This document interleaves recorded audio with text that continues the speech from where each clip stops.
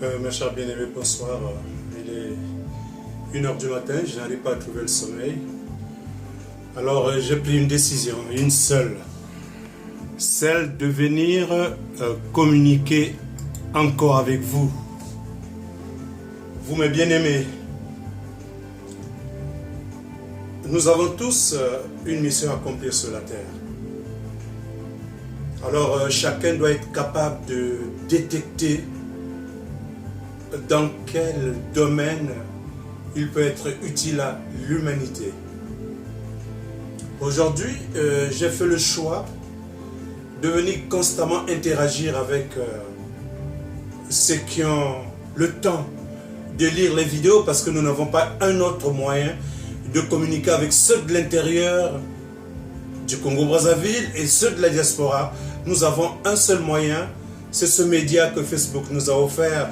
C'est ce numérique qui peut nous permettre d'échanger, d'inter-communiquer entre nous, échanger les compétences, les insuffisances même et les faiblesses. Mais le tout, ce qui est important, c'est que nous agissons dans la solidarité. Alors, mon thème d'aujourd'hui, c'est les bourreaux versus victimes, les victimes donc. Je m'en vais rapidement prendre l'exemple de la Palestine et Israël. Je vais attirer votre attention sur les conflits où il y a les minorités qui s'opposent toujours aux majorités.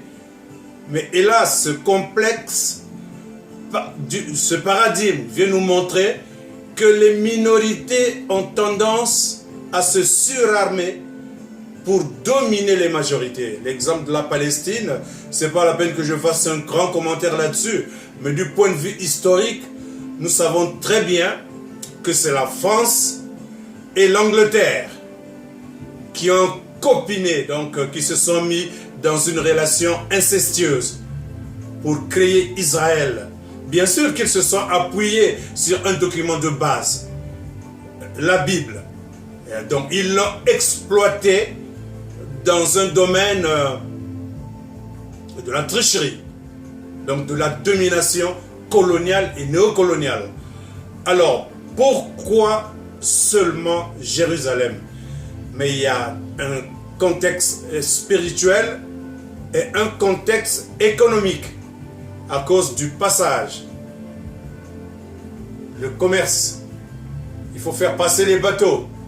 Lorsqu'ils ont fini de puiser quelque part, il faut bien les amener toujours là où les uns doivent être bien et les autres doivent continuer à souffrir. Alors regardez comment la Palestine subit la domination d'Israël sous prétexte qu'Israël se protège. Il était question d'un partage. Un peuple minoritaire et un peuple majoritaire. Le peuple minoritaire veut occuper la plus grande partie pour comprimer le peuple majoritaire dans la plus petite jusqu'à chasser une partie de ce peuple majoritaire sur leur propre terre pour qu'ils aillent vadrouiller partout, ils s'enfuient éperdument. C'est ça la technique et c'est comme ça que ce monde est géré. Vous savez, le problème de la Palestine, donc le conflit israélo-palestinien, on ne peut même pas faire des commentaires. Tout le monde, même les petits-enfants, sont au courant de cette injustice, de cette inégalité qui se passe en Israël. Je ne voudrais pas entrer dans ce conflit. Il est tout à fait établi. Je ne peux rien y faire, malheureusement. Je ne peux qu'en faire l'évocation pour attirer l'attention de ceux qui essaient de comprendre comment fonctionne ce monde. Comment, pour des intérêts ou économiques ou géostratégiques, on peut créer des conflits ou des stratégies ou des stratagèmes pour déstabiliser un système et prendre le pas. On va aller regarder Boko Haram. Boko Haram, finalement, c'est une nébuleuse. C'est des gens qui ont pris une décision en se fixant un but. Mais dans leur but, selon moi, ils commettent une grave faute. Celle de choisir le crime odieux. Découper le cou d'un être humain comme on découperait celui d'un poulet. Ah, pas du poulet, j'ai parlé de la poule ou du coq, parce que le poulet, c'est celui qui est déjà cuit. Je trouve là, je ne sais pas si c'est le courage, ou c'est une pathologie qui est arrivée à une dimension de la démence. Et quand on a fini de découper cette personne au bord d'un petit trou qu'ils ont aménagé pour plusieurs personnes, on en coupe davantage et puis on balance juste dans un petit trou sans remords. Ça fonctionne très bien. C'est leur façon de s'exprimer. Alors, si vous jetez un regard dans la parole de Dieu, tout ceci est prévu. Que nous arrivierons à ces catastrophes, à cette inhumanité. Alors, ces petits exemples que j'ai pris, ils sont petits parce que il n'y a que des petites gens avec les cerveaux de moineaux qui peuvent aller poser des actes aussi barbares. Et quand on parle de barbarie, on continue avec le système bourreau et victime. Quelque part, il y a une histoire inavouée. Le conflit rwandais. Là également, il s'agit d'une minorité qui a pris le pas sur une majorité. Donc il faut créer une histoire pathétique. On bombarde deux chefs d'État en plein vol d'oiseau, l'avion, je voulais dire. Donc deux chefs d'État sont sacrifiés parce qu'il y a une minorité qu'on doit mettre au pouvoir. Cette minorité arrive, elle prend le dessus sur la vérité. Mais cette minorité n'a pas agi par hasard. Elle s'est préparée dans les pays frontaliers, soutenue par ceux qu'on appelle les grands de ce monde. Alors ce monsieur entre, on crée une histoire où semblerait-il, il y a eu 800 000 crânes de comté. Et attribuables à la population majoritaire. Mais admettons qu'on ait tué 1 million de Tutsis. Ils étaient combien au départ et il en restait combien après ce génocide? C'est le questionnement que je vais maintenant entrer dans le problème fatidique, celui qui me concerne directement, le problème du Congo-Brazzaville. Bourreau et victime. Donc nous avons un Papi Zazou qui a battu le paradigme de la longévité pathologique.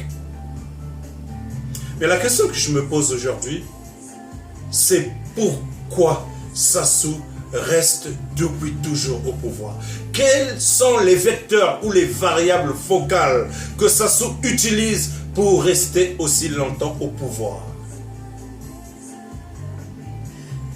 J'ai quelques réponses parce que j'ai vécu tout ce que Sassou a posé comme acte sur la terre. Personne n'a besoin de me l'expliquer parce que j'étais au Congo-Brazzaville, j'étais déjà un jeune garçon.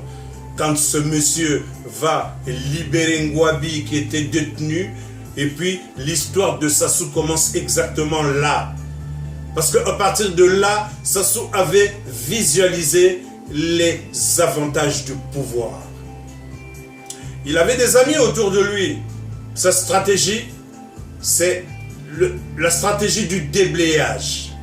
Donc il doit dégager autour de lui toutes les personnes susceptibles de gêner sa marche vers le pouvoir, quitte à ce qu'il marche sur des cadavres de femmes, de vieillards, d'enfants. Ce n'est pas son problème. Il doit atteindre son but et aujourd'hui il est là. On peut compter bientôt plus de 40 ans. Pourquoi Sassou reste toujours au pouvoir? Mais il y a des complicités d'abord intérieures. 1. Je suis le premier coupable. Je m'appelle Congolais. Les Congolais ont gardé une sorte de passivité surprenante. Même dans la difficulté, ils ont créé une histoire de sapeur. J'ai regardé parfois des défilés de loin avec désintéressement parce que je suis jamais allé à un défilé, mais lorsque je suis en train de prendre mon petit repas, je peux constater que Sassou est tranquillement assis. Et voilà des Congolais de la partie majoritaire qui sont toujours malmenés, tués, assassinés par Sassou, qui se passent pour des sapeurs. Ils vont s'habiller avec ostentation et puis on les verra planer, tranquillement planer, faire des gestes pour plaire au bourreau.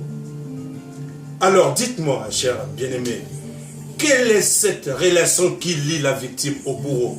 Pourquoi la victime est-elle si oublieuse des douleurs qu'elle a vécues dans le passé? Pourquoi la victime ne peut pas prendre des dispositions pour se souvenir que le bourreau, il avait assassiné ma mère, le bourreau avait assassiné mes grands-parents, le bourreau a assassiné mes enfants, mais moi je suis vivant, qu'est-ce que je peux faire pour me protéger contre le bourreau? Non, ça on ne se pose pas la question.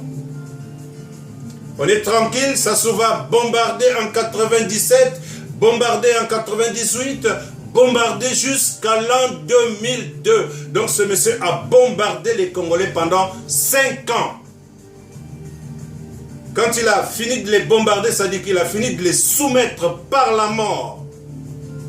Les mêmes Congolais, alors ce sont les Congolais du Sud que Sassou utilise. Comme vous voyez aujourd'hui, c'est encore un Mwamba, un sudiste qu'il a récupéré. Quand vous voyez quelqu'un qui va venir chanter comme un rouge-gorge, c'est Mungala, mais c'est un sudiste. Donc les sudistes sont là pour faire le sale boulot et les sudistes sont le peuple majoritaire.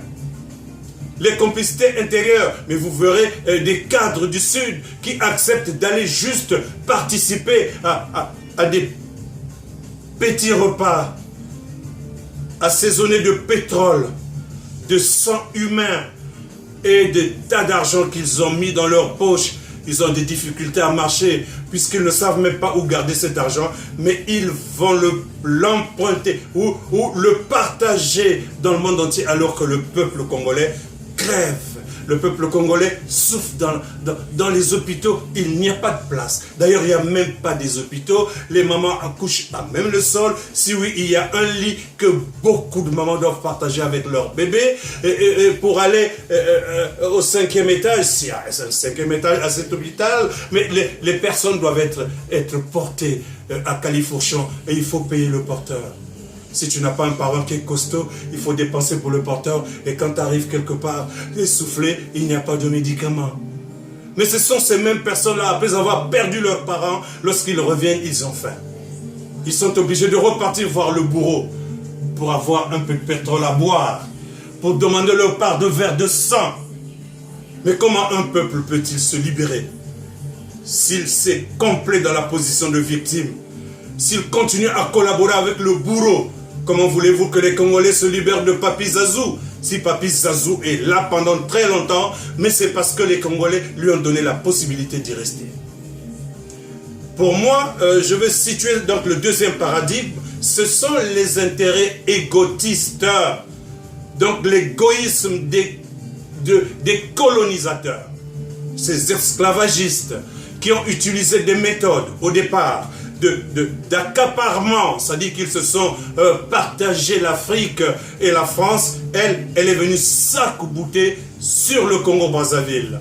Alors là, il a créé donc un système de colonisation, de néocolonisation. Il a créé des petits systèmes qu'on appelle France-Afrique, qu'on appelle franc-maçonnerie, ou je ne sais pas trop quoi. Tout ça, c'est des systèmes pour introduire les milieux économiques et financiers. Pendant que les Congolais crevent de faim, il y a des quotités qui rentrent à France pour nourrir les Français. Les Français, quelques Français le savent, mais ils sont pour rien. Ce peuple, ce n'est pas eux qui gèrent. Mais ces gérants, ils ont bâti un système. Lorsque Hitler est venu soumettre les Français, j'ai entendu De Gaulle aboyer. Il fallait libérer la France. Parce qu'ils étaient sous occupation. Mais alors, ce que vous êtes en train de faire au Congo-Brazzaville, ce n'est pas de l'occupation. La façon dont vous aidez Sassou à créer du désordre au Congo-Brazzaville, à massacrer les Congolais, est-ce que ce n'est pas de l'occupation? Si Sassou peut bombarder librement les Congolais, même jusqu'à présent, il est en train de continuer de bombarder des paisibles populations qui ont été obligées de trouver refuge avec les animaux et les serpents dans la forêt. Et ça ne vous gêne pas du tout. Non, ça ne vous gêne pas du tout, vous aidez Sassou à s'installer là, parce que lui, il vous permet d'avaler le pétrole. Mais ce n'est pas par votre corps, mais c'est des tankers. Ce pétrole-là est payé gratuitement, et Sassou a sa part dedans. Mais il faut qu'il reste là, parce que Papi Zazou, il nous facilite la tâche. C'est un papi qui n'est pas compliqué. Il suffit que nous donnons des petites consignes, et puis il va rapporter tout l'argent qu'il faut. Très bien, la France, continuez comme ça. Mais vous avez oublié quelque chose, vous les Français. C'est que la vie est un cycle. Les parents disaient la roue tourne, elle tournera. Aujourd'hui, vous êtes dans la position de l'esclavagiste. Demain, vous serez les esclaves. Aujourd'hui, vous êtes dans la position de bourreau. Demain, vous serez les victimes. Si seulement et si la France y prend garde, qu'elle ne change pas de stratégie, tôt ou tard, la France sera la victime. Et l'Afrique sera le bourreau. Le quatrième paradigme, donc le quatrième niveau de responsabilité, ce qui permet à Papi Zazou cette longévité pathologique. Je vais parler des lobbies. Hier, on nous parlait d'Elf Congo, ensuite il y a eu Total, aujourd'hui Eni. Alors voilà des gens qui s'organisent, se disent, bon mais on peut aller exploiter le pétrole quelque part. Ou encore on peut aller retirer de l'uranium quelque part. Ou on va aller au Congo démocratique, il y a du pétrole qu'on peut boire en silence. Il y a les matières premières qui nous permettent de créer tous les systèmes téléphoniques, vidéo, etc. Ils s'en vont prendre ça gratuitement.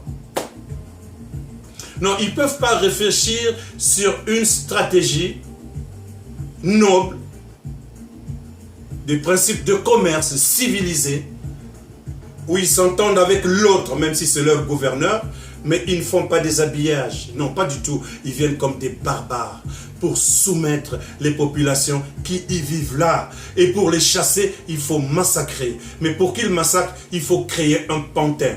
Le pantin, c'est encore Kagame et Museveni. Donc c'est eux qui doivent créer un petit désordre à l'Est. Pendant ce temps, Kabila est tranquille à Kinshasa. Tant pis, tant que son pouvoir, donc sa chaise, les chaises qu'ils ont ramenées, Sassou et lui, de je ne sais quelle planète, tant que ces chaises, ils doivent les occuper par tous les moyens, par le vol, par la fraude, par la concussion, par le crime, par les assassinats, par toutes sortes de méchanceté.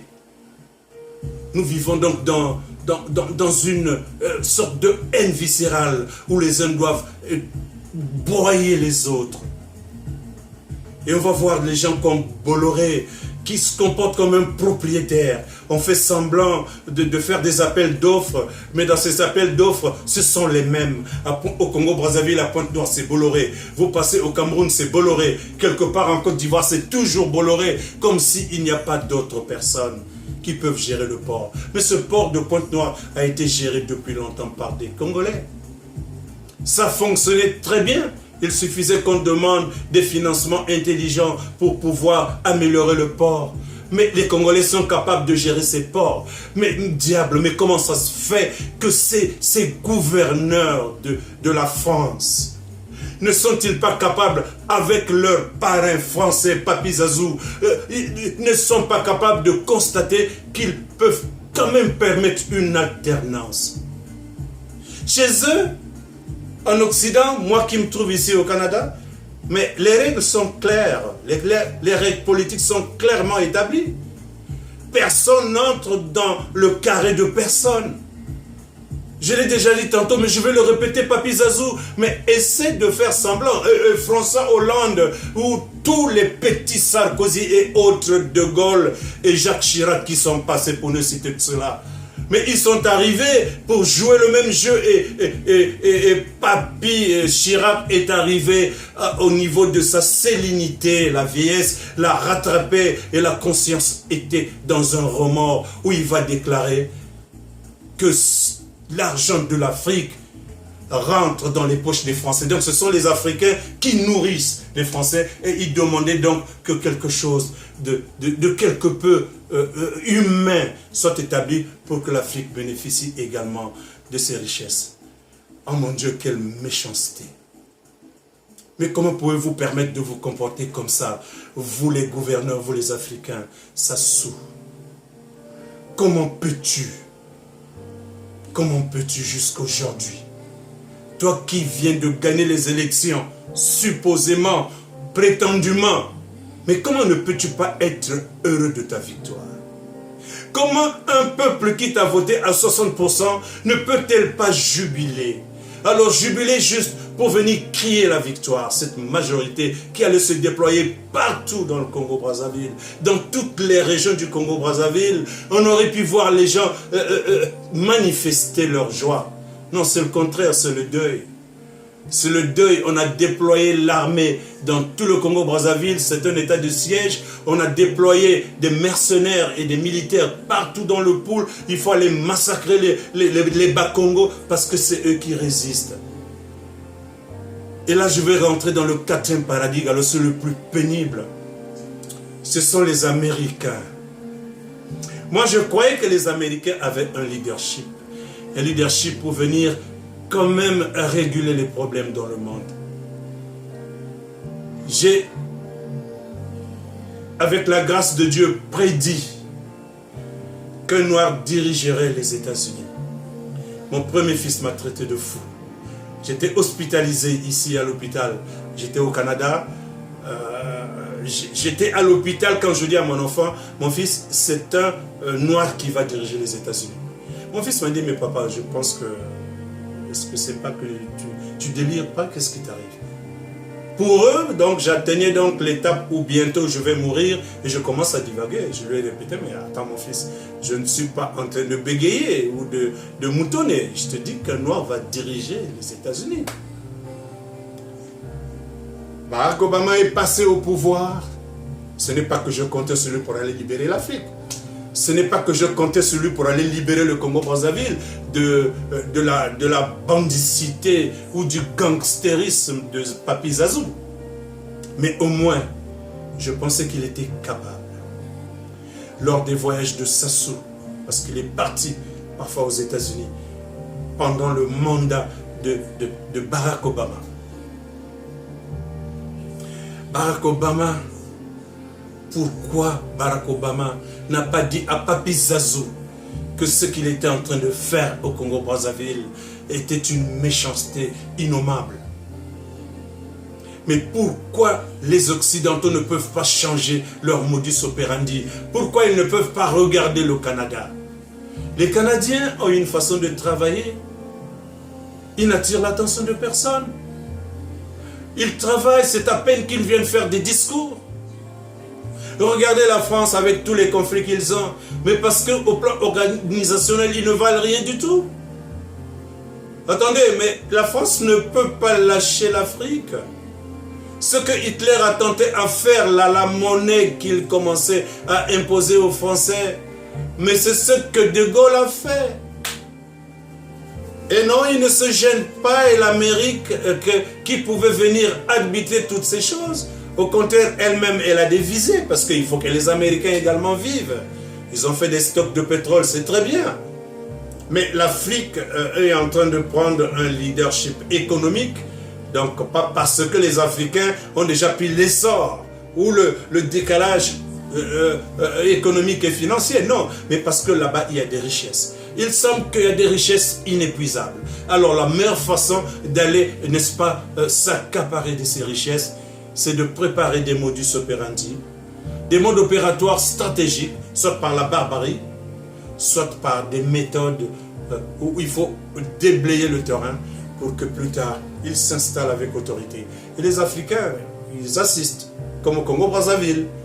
Le premier paradigme que nous avons développé, c'est les complicités intérieures. Le peuple congolais a sa part de responsabilité. Les gouverneurs qui trahissent. Ces gouverneurs, ce syndicat de chefs d'État africains qui trahissent, qui tuent. En ce qui me concerne, il s'agit de Papi Zazu. Ce que tu es en train de faire au peuple du pôle. La façon donc que tu es en train de traquer un Toumi sous prétexte qu'il a tué 13 personnes. Mais toi, tu en as tué combien? Tu as tué combien de personnes depuis que tu es venu sur la terre, Papi Zazu? Est-ce que toi, l'homme de paix, n'était-il pas nécessaire que cet homme que tu avais nommé comme étant ton conseiller spécial, lui qui venait d'accepter de collaborer avec toi, c'est comme ça que tu le récompenses? Tu veux le tuer parce que tu veux déblayer le terrain comme d'habitude. Donc il faut dévorer tout ce qui est sur ton passage. Mais ne meurs pas, je l'avais déjà dit, mais je le répète, il ne faut pas que tu meurs, Sassou. Si tu penses que toi, là, après ta mort, ben, ton fils prendra le relais comme les autres l'ont fait. Attention, l'histoire ne se répète pas toujours de la même manière. Attention, si c'est le calcul que tu fais, alors les Congolais vont encore t'aider parce qu'ils sont passifs. Parce qu'ils t'ont vu préparer ton coup, ils n'ont pas réagi. J'ai même entendu des leaders, lesquels nous avons compté, dire qu'ils n'ont pas des armes. Ils ont dit la vérité. Je l'avais déjà dit dans une vidéo, mais ils ont dit la vérité. Mais selon moi, ils n'avaient pas besoin de le dire. La stratégie a été comprise. Moi, je l'ai acceptée. C'était une stratégie intelligente. Mais maintenant que ça s'est imposé, que faisons-nous? Que faisons-nous? Nous devenons donc l'esclave de ce clan pendant un demi-siècle. On va entrer dans le deuxième demi-siècle. Aujourd'hui, les êtres humains vivent très longtemps. Regardez Papi Mugabe. Il est encore vivant. Il a plus de 80 ans. Regardez Papi Paul Biya. Lui également, c'est un grand-papa. Il ne veut pas partir. Il est entouré de quelques cancres autour de lui qui sont là pour applaudir. Ça marche très bien tant qu'on a les poches pleines. Mais on s'en fiche des personnes qui souffrent autour. Barack Obama, tu m'as vraiment déçu. Tu m'as vraiment déçu. Quand je le dis, si mon fils suit cette bande, le premier, il m'avait prévenu que tu ne pourrais rien faire. Mais ta déclaration à Addis Abeba, c'était bien dit. Les mots, tu les as. Mais les Congolais ne mangent pas les mots. Les Congolais sont en train de bouter l'herbe dans la forêt. Les Congolais ne savent plus enterrer leurs morts parce qu'ils sont pourchassés, on tire dessus tout le temps. C'est très pénible. Quant à toi, Hollande, tu t'es affiché comme la personne qui n'existe pas. Regarde ce qui se passe en France. Tu as soutenu Papi Sassou. Voilà ce que Papi Sassou est en train de faire à Brazzaville. Tu as envoyé ton ministre des Affaires étrangères faire un petit communiqué. Mais qu'est-ce qu'on a à foutre avec ces petits communiqués-là? Tout ce que nous voulions, c'est que le bourreau, enfin, pense aux victimes. Disent à un instant, mais attendez, vous avez trop fait couler du sang. Vous pouvez changer de procédure. On nous demande de dialoguer, mais allons-y au dialogue. Nous l'avons déjà dit, nous le répétons. Sortez les prisonniers, arrêtez de bombarder, allons-y au dialogue. Mais Sassou ne peut pas accepter un dialogue parce qu'il a une pauvreté argumentaire où il ne peut pas soutenir un débat avec les membres de l'opposition. Il va envoyer son rouge-gorge pour venir péter des mensonges qu'ils ont préparés en avance. Ils vivent avec des fils synoptiques. C'est déjà écrit en avance. On vient juste répéter mécaniquement ce que les autres ont laissé comme schéma, comme stratégie analytique. Et puisque vous vous répétez tout le temps les mêmes choses, mais les Congolais sont là en train d'assister à ces mêmes choses. Et lorsque ça ne va pas, mais nous nous mettons à crier, à nous plaindre, à faire des discours, comme je suis en train de le faire maintenant. Parce que je ne peux pas agir. Parce que je n'ai jamais appris à me défendre. Voilà. Tout ce que je sais faire, c'est d'attendre qu'on vienne m'attaquer. Je vais chercher à fuir. Et lorsque je serai dans un petit trou, je vais me mettre à crier. Et lorsqu'on va cesser de tirer, je sors de mon trou. Je vais encore m'asseoir pour attendre qu'on me donne un peu de pétrole. Voilà comment se comportent les Congolais. Voilà comment se comporte la communauté internationale. Comment voulez-vous qu'Hollande agisse? Sinon, il n'aura pas l'argent. L'argent ne viendra plus du Congo-Brazzaville. L'argent ne viendra plus de Côte d'Ivoire. Non, pas du tout. Il faut donc jouer le jeu. Il faut toujours être là en train de jouer au jeu du ping-pong. On s'en fout des morts. les bourreaux. Un jour, vous serez victime. Et ce jour-là, ne vous plaignez pas. Parce que ça sera le moment lequel vous devrez payer vos fautes. La roue tournera. Votre tour viendra. Certainement. Certainement. Votre tour viendra. Certainement. Je suis sûr que votre tour viendra.